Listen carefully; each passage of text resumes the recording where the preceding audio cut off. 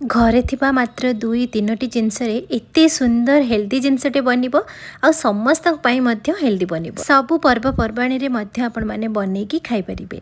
प्रथमे एई हलवा बनवा पई हमें किछि ड्राई फ्रूट्स नहीं जिबा आपनको मन पसंद रे नहीं परिबे।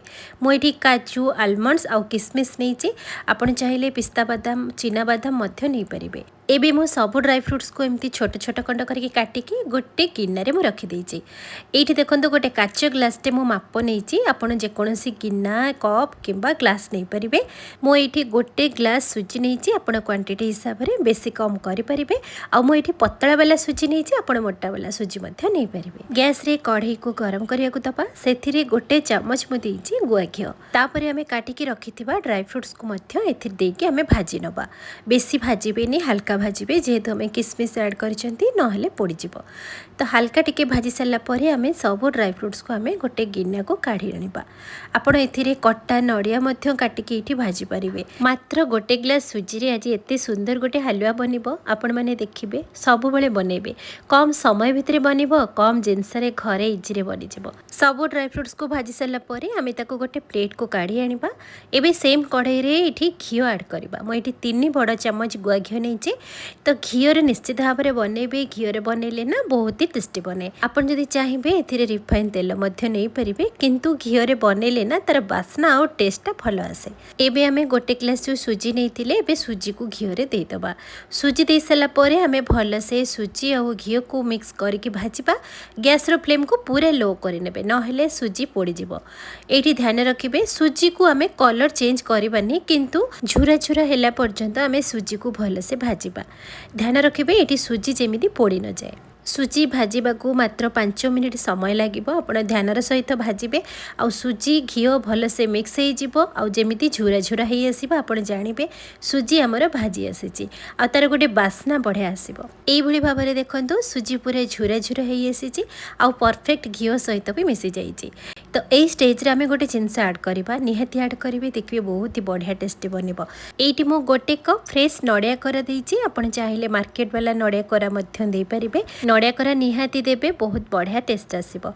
नड़िया कोरा को मिसेकी आमे 2 मिनिट पर्यंत सुजी सहित टिके भाजी नबा आ नड़िया रो मॉइस्चर भी सुखिला हे जिवो आ सुजी सहित भी परफेक्ट मिसी जिवो। आपण एपर्यंत देखुथिबे सुजीर कलर जमा भी चेंज हेइनी जेमिति थिला सेमिति किंतु आमे सुजी को बढ़िया से भाजी देइचंती। एठी देखंतो केमती सुजी पूरा झुरा झुरा हे जाईची सेथिरे भी आमे नड़िया कोरा भी मिसेई की भाजी चंती सब जिंस बढ़िया से भाजीची आ झुरा झुरा भी हेइची। गैस रे फ्लेम को किछि समय पर्यंत बंद करि देबे। एफोटे आमे गोटे पैन नेइचंती सेम काच ग्लास में नेइची जो ग्लास रे सुजी नेइथिले सेई ग्लास रे मो गोटे ग्लास गुड़ नेइची। मो पाउडर वाला गुड़ नेइची आपण चाहिले मध्य मेल्टेड वाला गुड़ मध्य नहीं परिबे किंबा गुड़ बदल रे चीनी मिश्री मध्य नहीं परिबे। मो जेतिकी सुजी नेइची तार एठी 3 गुणा एठी पानी दबा। जेहेतु आमे पतला वाला हलवा बनेबानी कि सुखिला आमे बनेबानी मीडियम हलवा बनेबा जेहेतु मो 3 ग्लास एठी पानी देइची। आपण जदि अधिक पतला वाला हलवा बनेबा को चाहुचंती आउ गोटे ग्लास पानी एथिरे देई परिबे। सब जिंस को भले से मिसेई नबा। एबे गैस चूल्हा रे पैन को बसेबा आउ गरम करबा जेमिति गुड़ पानी बढ़िया से मिसी जिवो। एठी बेसी फुटेबेनी कि हमें एठी सिरा करबानी एठी खाली गुड़ को भल से मिसेई नबा। भल से मिसी सारा पर एठी हमें हाफ चम्मच पाखापाखि लुण दबा जेहेतु मिठा जिनस बनौचंदी टिके लुण एठी देबे मिठा को बैलेंस करबा पई।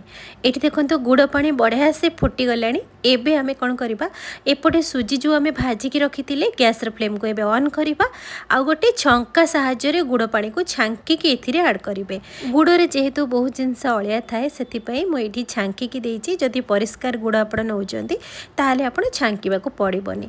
एठी सुजी भी गरम अछि आ गुड़ पानी भी गरम तो सेथिरे ध्यान रखिकी आपण एठी ऐड करिवे जोति पे कि आपण को ऊपर जेमिति न छिटकेबो।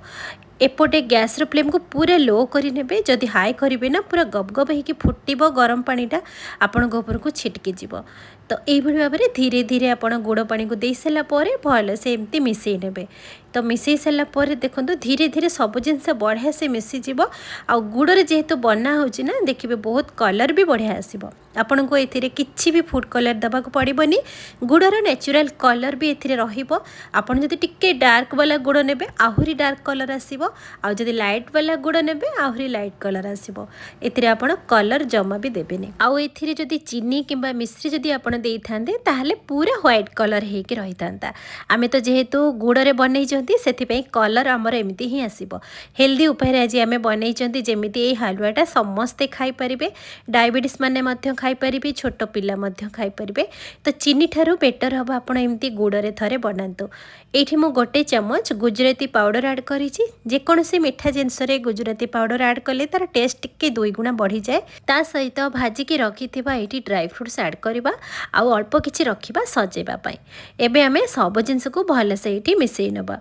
एठी देखिकी जानी पारुथबे केते सुंदर भाबरे हमर हलवा बनिकी रेडी हो जाइछि आपण एथिरे घियर क्वांटिटी मध्य कम करि परिबे किछि भी असुविधा हबनी जो माने को कोलेस्ट्रॉल अछि तो से माने घियो भी टिके अवॉइड करूचंती आपण चाहिले रिफाइन तेल रे भाजी परिबे एठी लास्ट स्टेज रे गोटे चमच घियो देकी बनै परिबे जेहेतु टिके घियर बास्ना आसीबो सेमिति भी बनै परिबे आ मिठार क्वांटिटी आपण बेसी कम मध्य करि परिबे एथिरे खीर छिंडीबार भी टेंशन रहइबनी जेहेतु गुड़ देले खीर छिंडी जाए सेति पे आपण खीर को स्किप करि परिबे बिना खीर रे बिना अमूल रे बिना खोआ रे बिना चीनी रे केते सुंदर भाबरे हमर हलवा बनिकी रेडी हो गला सोमवार व्रत श्रावण मास चलीची समस्त तो घरे घरे सोमवार व्रत करूचंती आगो को बहुत सारा पर्व आसुची आपण माने घरे एई भली भाबरे बनै खाई परिबे भोग भी लगे पारिबे समस्त को मध्य देई परिबे एटी देखंतु केते सुंदर भाबरे हमर हलवा बनिकी रेडी हो जाइछि आपण एमिति भी बनै परिबे बर्फी टाइप रे आपण गोटे टिफिन रे सेट करके मध्य बनै परिबे